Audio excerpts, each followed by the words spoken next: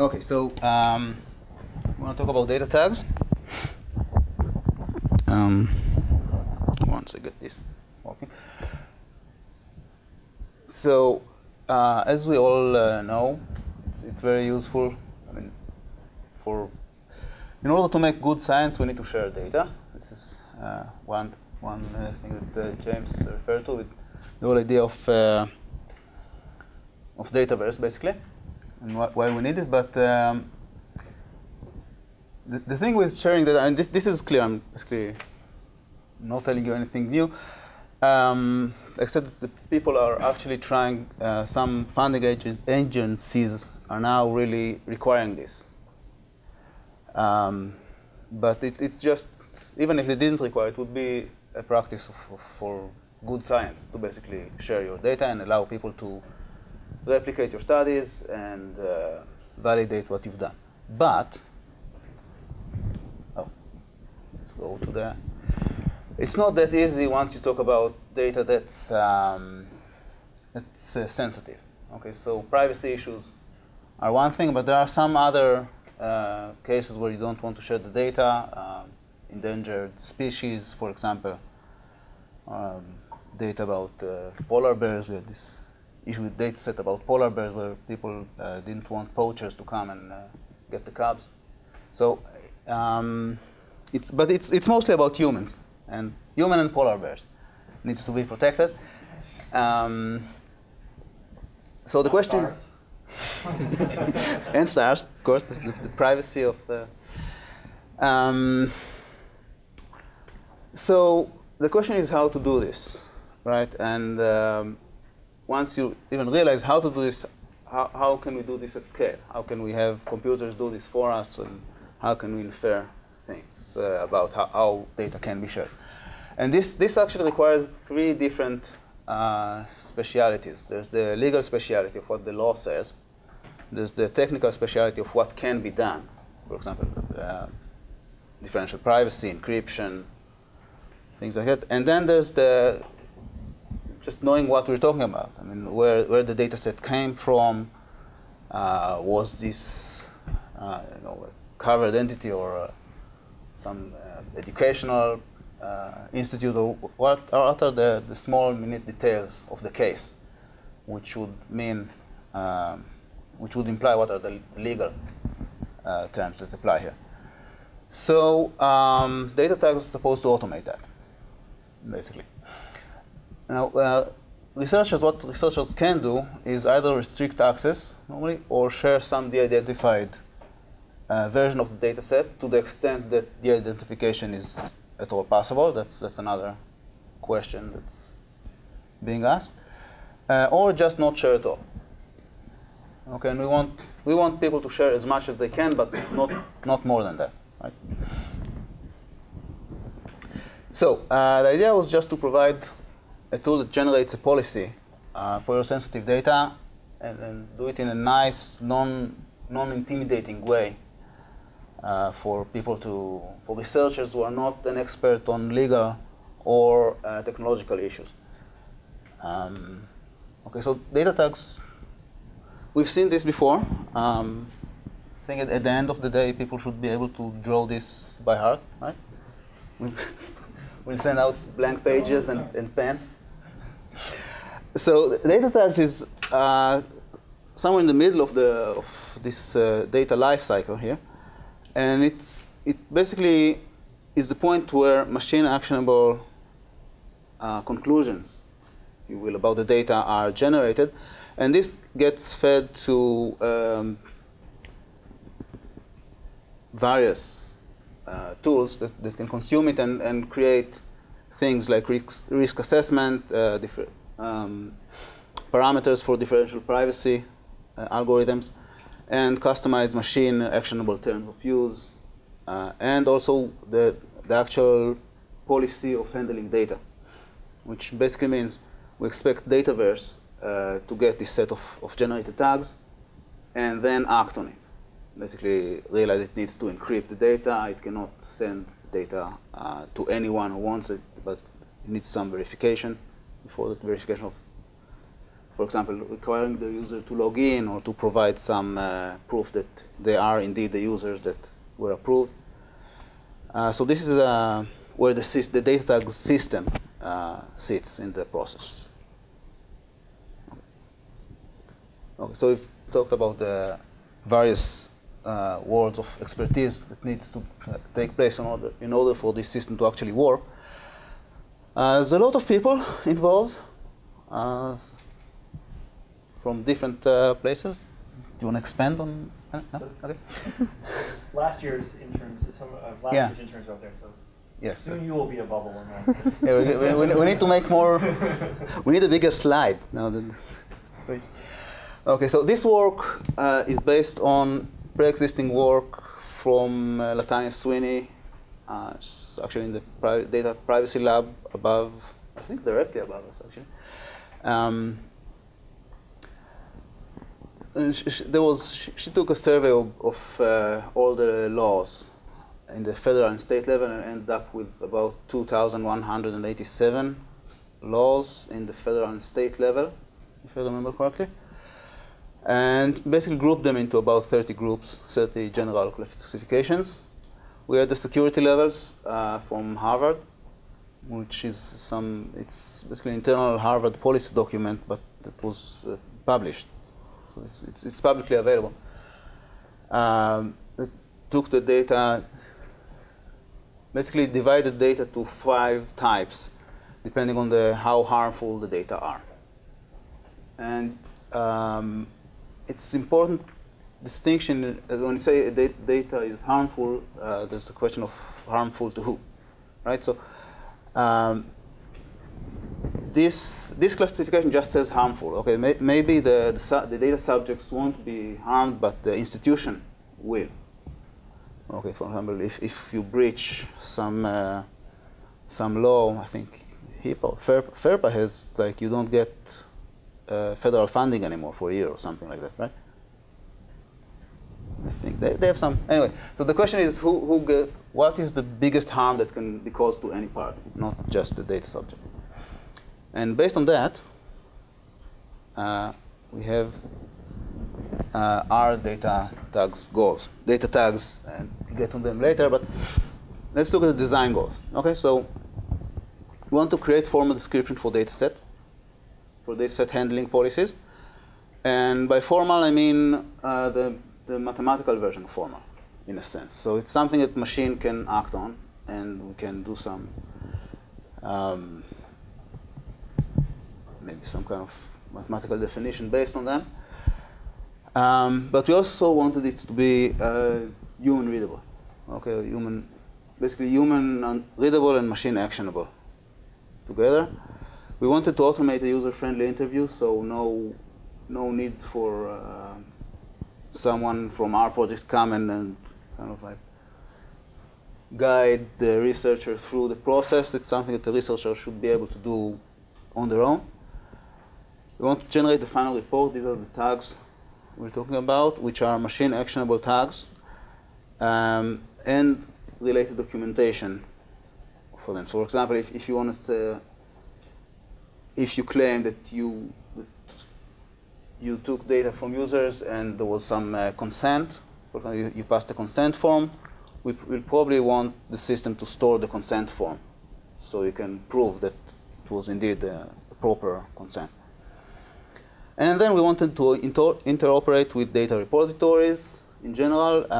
We plan to implement this supporting Dataverse, but it's going to be an open standard, obviously, or at least some open, well-documented API that would allow other repositories to implement that as well if they wish. Okay, so this is basically where we affect the project. We've seen that before. Yeah, and this shows how the different things that we're doing, like the database of privacy laws, are being integrated within this tool. Okay, so first of all, this is a work in progress, very much like Zelig. We have our ideas. They are mostly the same, but some things are still to be decided. Okay, So you want to talk about Melina? Yeah, so we're integrating some of our legal research into this project. So we have students writing memos in which we're trying to better understand what some of the challenges to data sharing are, what are the current flows of information, who are the parties involved, the regulatory framework, and the common institutional and contractual approaches in addition to the regulatory provisions. And we're trying to identify from all of the regulations and contracts that we found, we're trying to identify typologies of common practice. How do you group together common approaches to sharing data under certain sets of terms? And we're trying to identify what some of the common practices are in different disciplines or different industries, so that we can develop a tool that is broadly applicable.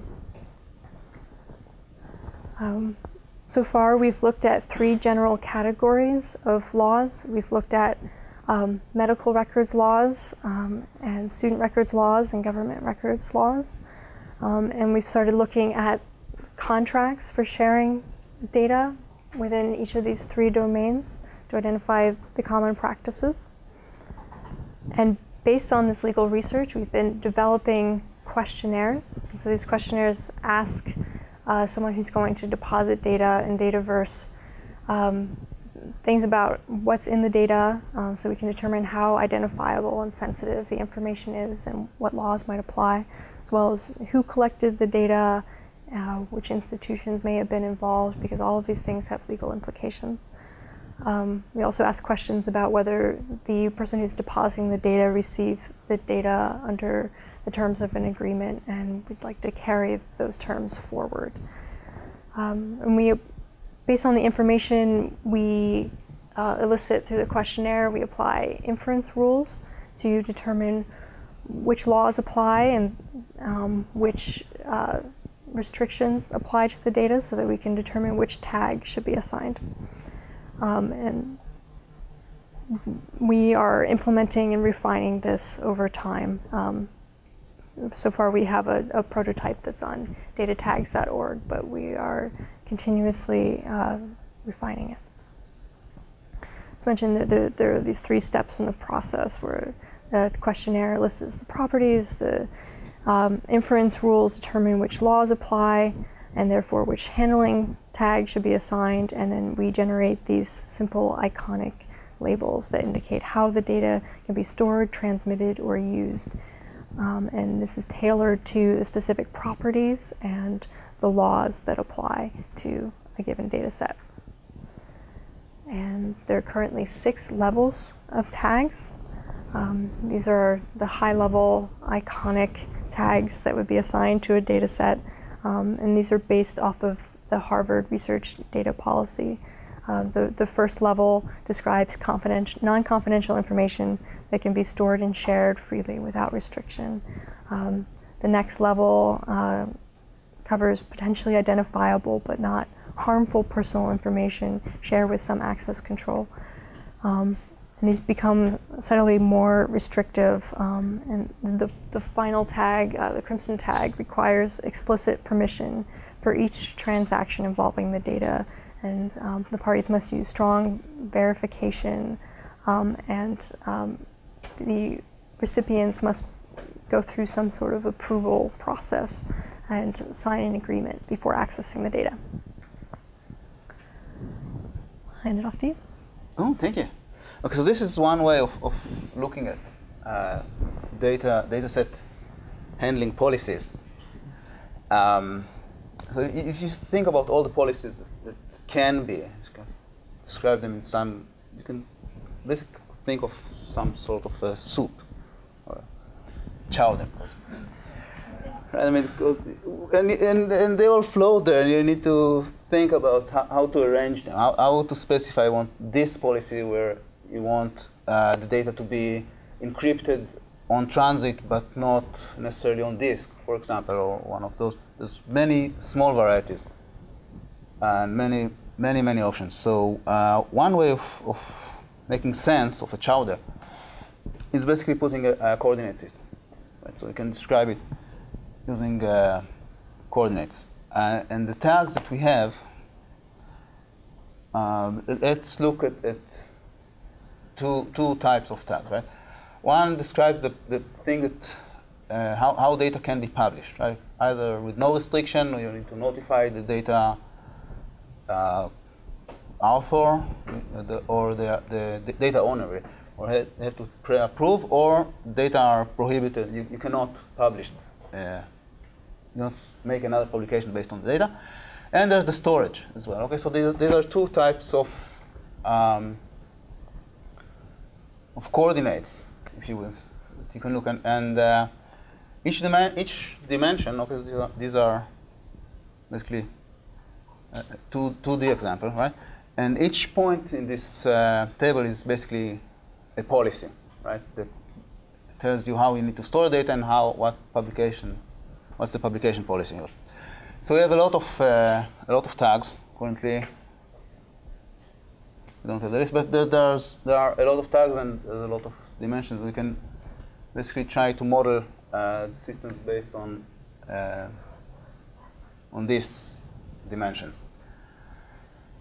And this allows us not to deal with just handling, but also assertions about what harms are and what it gives us basically a pretty rich metadata about the data set, which would allow us to create custom agreements and license users and determine the legal status of the data set. There's the code tag, that's the colors that we've seen before, and this gives you at a glance kind of like, okay, how restrictive the data is. And again, the tags are created based on the legal research that's being done in Berkman. Now, to actually have this system working, we created we basically have a programming language there that decides on we can define the tags. This is just the basic set of code, but you can see basically visualize them, because as I said, there's a lot of them. This is, I think, this is actually the most current version. There are a lot of tags. There's, for example, on the handling, we have a storage, transit, authentication, auth. There's a reason it's there, but not now. And so storage is, for example, one of clear, encrypt, or double encryption. For example, authentication is either none, email, OAuth, or password. And there are a lot of them, and this is how they look like. DOA, for example, data use agreement, consists of auditing, if we need to do use, publication, etc., etc. Okay, so this is kind of hierarchical structure to it, and these are the possibilities for a tag. So a DOA the DOA tag consists of many smaller tags, and each of them can have various values. For example, use can be either research through IRB, no product, or no restriction. So these are the tags, and we need to actually select them, right? And there are two ways of doing this, or actually there are more than two ways, but there are two classic approaches. One is using some kind of logic inference, which makes sense, and there's an active effort with Steve Chong to actually model this using the language called Prolog, which is a programming language for logical inferences. We took another approach that's based on a questionnaire, basically a decision graph where we ask the user questions, and based on that we set our tags manually. So it's not as shiny and theoretically compelling as logical inference, but it's sure to work. So we're taking this sure, kind of like safe approach to deliver a product on one hand, and the correct, so to speak, theoretical approach. And we were doing this together. So the questionnaire basically needs to be developed. That's done by Alex and David. Yeah, as mentioned, we're identifying the regulatory and contractual requirements that seem most relevant to the sharing of research data. We're clustering the regulatory requirements and the common practices into general categories. And then we're drafting annotated DataTags questionnaires. So these questionnaires give the questions that we're asking the user, the definitions of any terms that we use in our questions, and they also are annotated to describe our rationale for why we're asking the question and any assumptions we've made about what the standard is in any given law. And we are also supporting the implementation of this tool. And so the questionnaires, like I said, have the question, the defined terms. You have examples of information that would fall within a definition. We have citations to and excerpts of legal authority. We have various interpretations of the law from case law, agency policies and guidance, and policies from 30 different academic institutions. And we recommend a tag based on the answers that are given.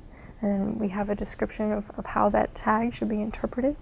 And we have a rationale for why a question is included and written the way that it is, and how it translates and reconciles different interpretations of the law.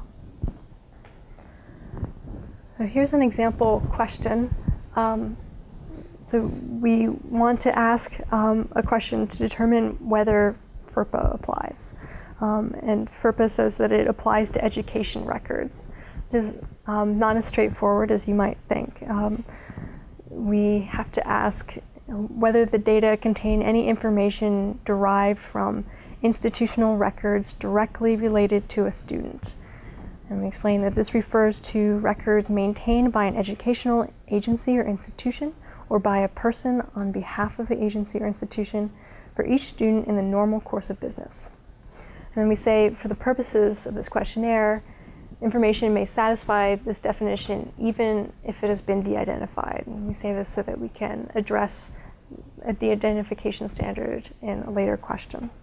And so we give some examples, and these examples are pulled directly from the policies of the 30 different educational institutions that we looked at. So we have examples of what's considered to be an education record, so name, address, demographic information such as gender, race, ethnicity, photographs used for identification, current academic status, class schedule, courses taken, academic evaluations. And then we have another list of records that are not directly related to a student. So these are records held in the sole possession of the teacher, records that relate to employment, or medical records, et cetera. And so we decided to give this much detail for each question as a result of our usability testing. So we had a number of researchers who handle sensitive data test our questionnaire, and what we found is they much preferred longer questions that provide very detailed definitions and examples. And in almost every single question, they said that I need more detail to be able to answer this question. And so this is what we're trying to do, is provide the sufficient level of detail that someone would need to make a judgment about whether their data contain any of these types of information. You want to talk about this? Yep. So here's the questionnaire.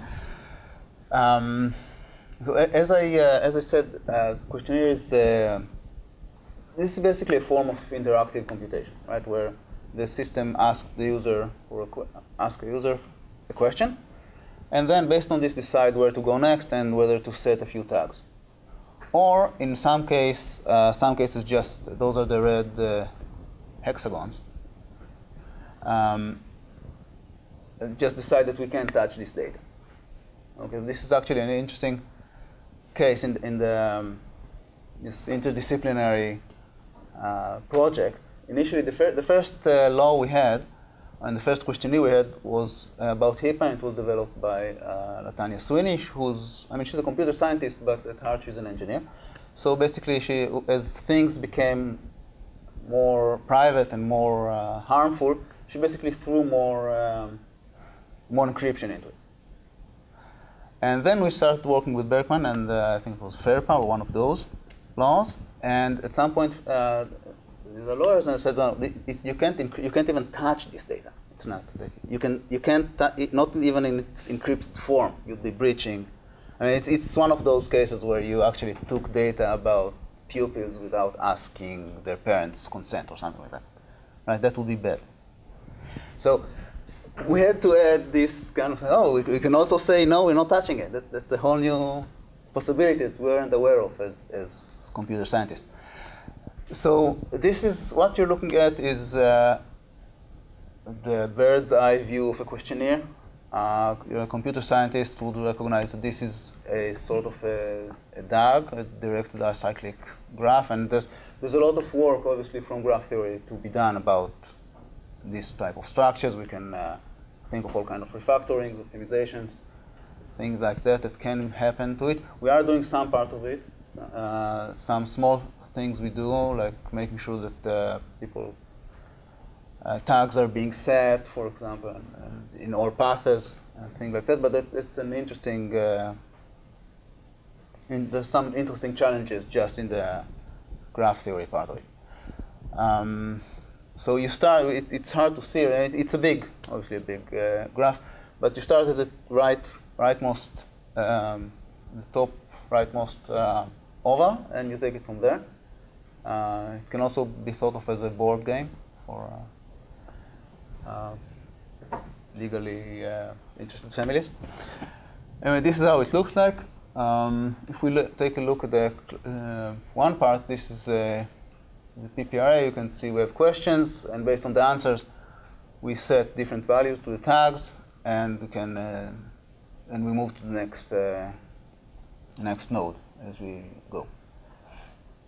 So the purple are questions, and the green is setting tags. Yeah. Right? Yeah.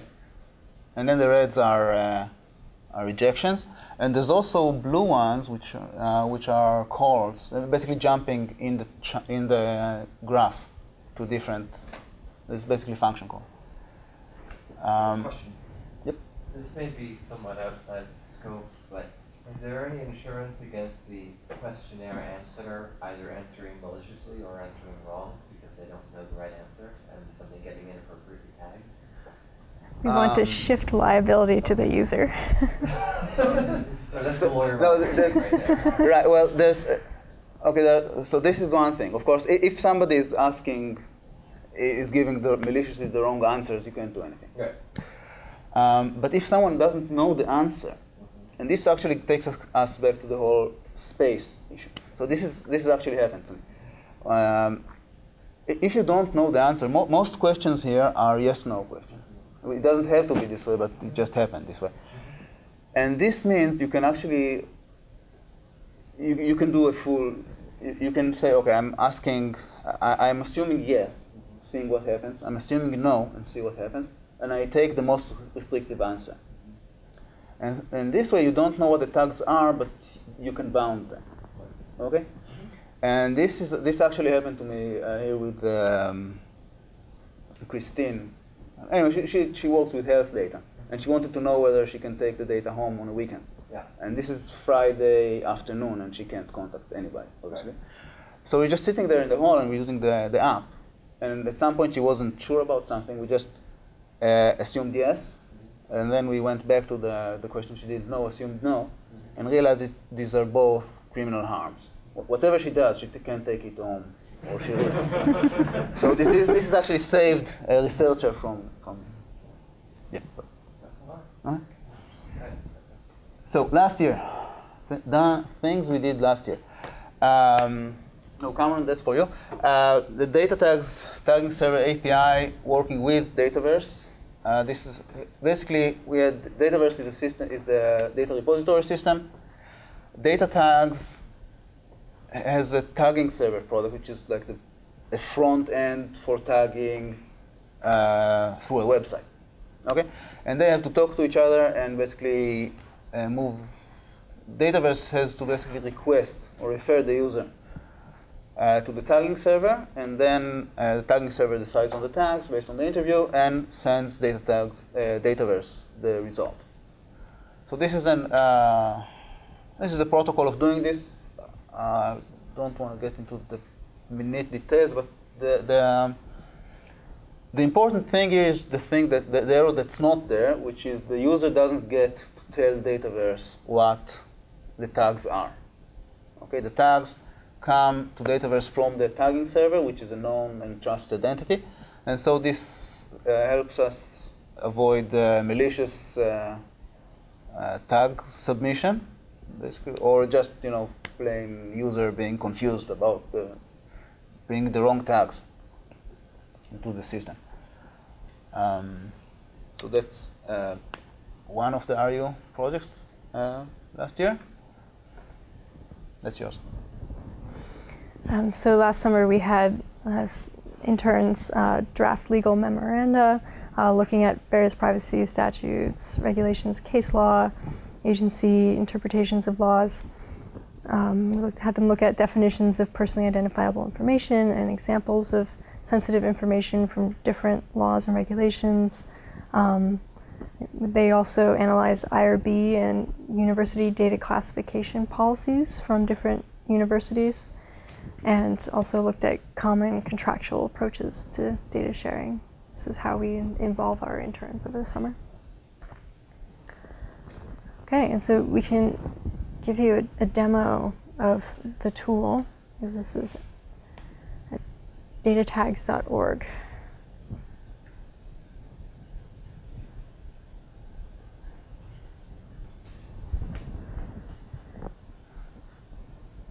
So this is basically what we just said. Show them the animations. No.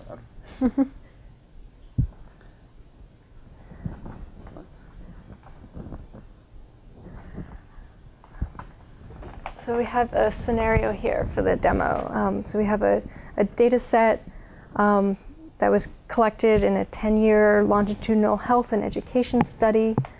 The research was conducted by academic researchers and funded by their university and a private foundation. However, there was no government funding involved. The PI is now tagging the data set as part of the Dataverse deposit process. The subjects in the data were public school students in grades 6 through 12. Their parents received notice of the study and provided written consent for their children's participation. And the data set contains grades collected pursuant to transcript requests to the school, and the parents authorized these requests. Responses to questionnaires that were distributed to the students at the school. Some of the questions in the questionnaires cover sensitive topics such as alcohol and drug use.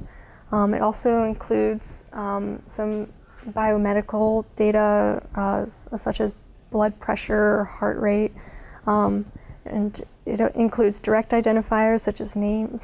It does not include direct identifiers such as names and addresses, but it does include indirect identifiers like gender, race, height, weight, and zip code.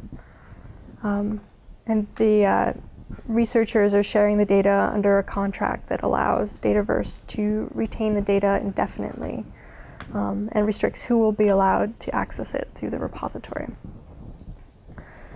So because this is a data set from a 10-year-old study, the data likely concern living persons. The data do contain some medical related information because it contains blood pressure and heart rate, among other health related data points. And then no, the data do not contain information related to substance abuse diagnosis, referral, or treatment.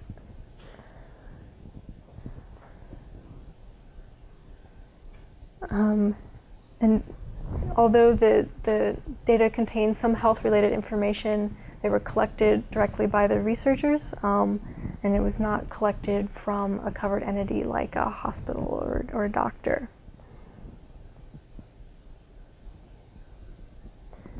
And yes, the information was collected from students in an elementary school or secondary school, like a high school.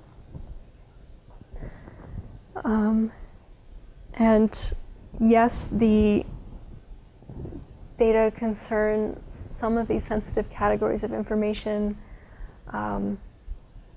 because it includes alcohol and drug use information.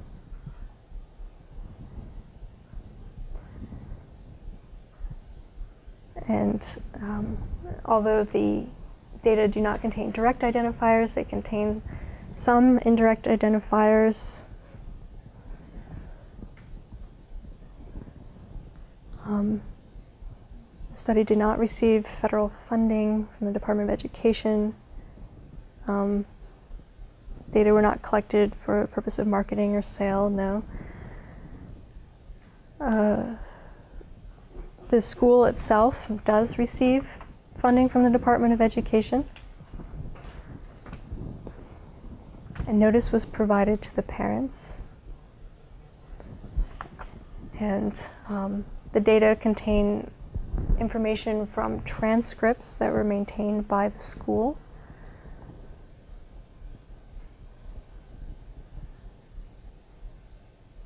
And the data contains some information from student records held by the school, yes. And the data contains some personally identifiable information about a student because it contains some indirect identifiers like gender, race, ethnicity.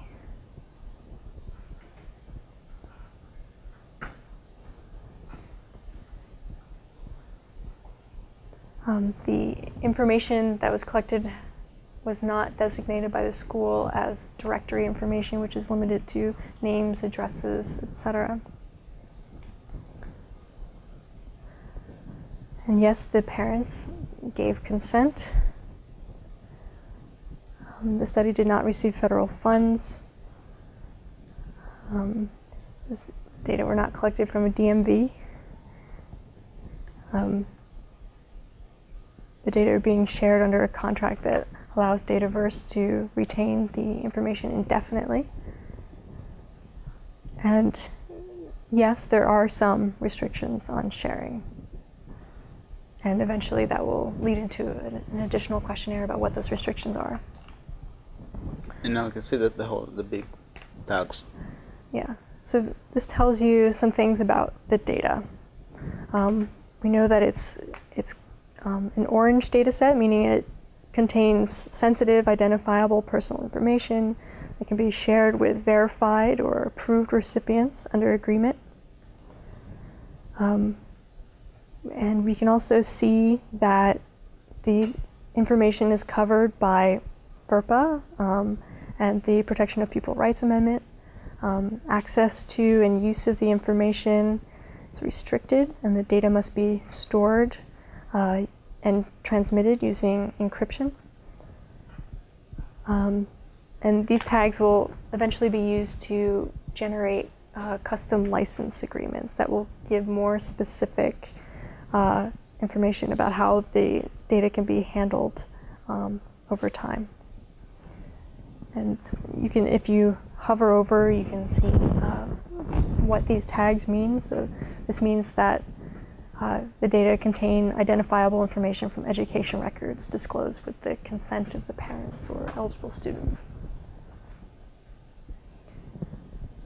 Yes? The data itself doesn't have a tag, like the color, like SAT score is not identified as a orange or a green. A series of questions, after you answer a series of questions, then the data itself becomes some kind of color. Color. Right, so the tag is assigned to a data set, not to an individual piece of data. Mm-hmm. Maybe more kind of question about the coordinate in your data, but If the planning of this modular at all, like tomorrow they're going to decide on a new law and they bill that treats, I don't know, education data way more private or way less private than we think of it today. How easy or difficult or impossible is it to adjust data tag accordingly? So, first of all, changing the coordinate systems or changing the tags is very simple. From a technical perspective, it's just, as you say, it's a program. You just add a line. The question is how this affects existing policies, right? So either, if it's basically, the legal team can see if this works, if you can make assumptions from the current tags to using the new system. And if not, at least you know that which data sets needs to be retagged. I mean, we have the answer history, right? And if we actually retain that, we can basically rerun the questionnaire if there are no new questions. So there's a lot of wiggle room for us, and hopefully we can. It depends on the change, really. And you mentioned earlier, I think in your earlier presentation, the work or you're doing with Micah and Steve, maybe to kind of abstract the way in which you come up with the tags in the survey, right? So the idea of that is to make it possible for someone else to go and recreate a survey and a set of tags if a new law comes about, if I understand correctly. Is that right? That's right. So we don't expect in the course of this project to handle all laws and regulations that are relevant to privacy, and so the idea is to have build things and document things in a way that other people can continue this work and extend it. And the same also goes for the differential privacy work that you'll hear about tomorrow. We don't expect in this project to implement and make practical all the possible things that one might want to do with differential privacy for analyzing data sets. We'll get a small piece of it as a proof of concept, and that hopefully is something that's useful already, but try to build a system that then later people can add more pieces to it. I mean, the research community at large. Mm-hmm.